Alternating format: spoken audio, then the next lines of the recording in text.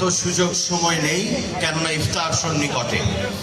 আমি আজকে আমাদের এই মনোরম পরিবেশে চট্টগ্রামের প্রেস ক্লাব, এই সংগঠন, ঐতিহ্যবাহী সংগঠন, চট্টগ্রামে যুগান্তকারী যারা কাজ করেন সেই সংগঠনের আয়োজিত ইফতার মাহফিল এবং অত্যন্ত গণ্যমান্য ব্যক্তিবর্গকে সামনে দেখতে পাচ্ছি। এবং আমার যে প্রধান অতিথি আজকে আমার বাবার অত্যন্ত আপনজন এবং বাংলাদেশের রাজনীতিতে আমি মনে করি পরিচ্ছন্ন কিছু মানুষ যাদেরকে দেখলে রাজনীতি করতে মন চায়, সেরকম একজন জহিউদ্দিন খান স্বপন, আমার শ্রদ্ধা ভরে যাকে আমি চাচা ডাকি, তিনি উপস্থিত আছেন প্রেস ক্লাবের সভাপতি, সেক্রেটারি এবং চট্টগ্রামের প্রতিদ্বন্দ্বী রাজনীতিবিদগণ।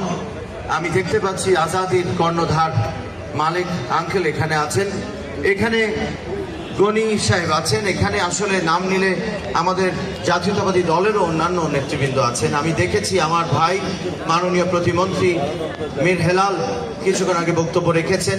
আসলে এই প্রথম দিকের এই সম্বোধনগুলো না করলে আমার ভুল হয়ে যেতে পারে, আমি একেবারে নব্য মানুষ কিনা, তো আমি তাই সবার নাম যতটুকু পারছি নিয়ে নিলাম। আবারও সালাম। আমি আপনাদের ছাড়া আজকে এতটুকু আসতে পারতাম কিনা আমার সন্দেহ আছে। চট্টগ্রামের সাংবাদিক ভাইয়েরা, আমার মুরব্বিয়ান এবং আমার ছোট ভাই যারা যে পজিশনে ছিল, তারা সাইদ আল নোমানকে সহায়তা করেছে।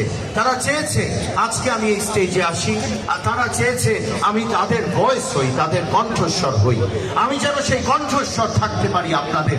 সেজন্য আমাকে আপনারা পাশে রাখবেন, আমাকে একটু আমার পথ দেখাবেন, যেখানে মনে হয় আমাকে ব্যবহার করা যাবে সেখানে আমাকে একটু বলে দেবেন যে কাজটি করুন। আর যদি কোথাও মনে হয় বিপথে যাচ্ছি, আমাকে টেনে ধরে নেবেন এবং বলবেন এদিকে যাওয়া যাবে না, এই পথে হাঁটতে হবে। আমি আপনাদের কাছে সমর্পিত।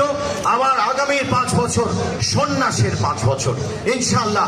আমি চেষ্টা করব আজ যা বলে গেলাম আপনাদের সামনে, কেননা আপনারা এই সমাজের দর্পণ, সেই দর্পণের সামনে কথা বলে গেলাম, যেন অক্ষরে অক্ষরে সেই কাজটি পালন করতে পারি। আমাকে একটু দোয়া করবেন, আমাকে একটু সাহায্য করবেন। আসসালামু আলাইকুম ওয়া রাহমাতুল্লাহি ওয়া বারাকাতুহু। আবার দেখা হবে ইনশাআল্লাহ। প্রতি মুহূর্তে, প্রতি সেকেন্ডে চট্টগ্রামের মাঠে প্রান্তরে আমি আপনাদের এবং আপনাদেরই থাকবো। আসসালামু আলাইকুম।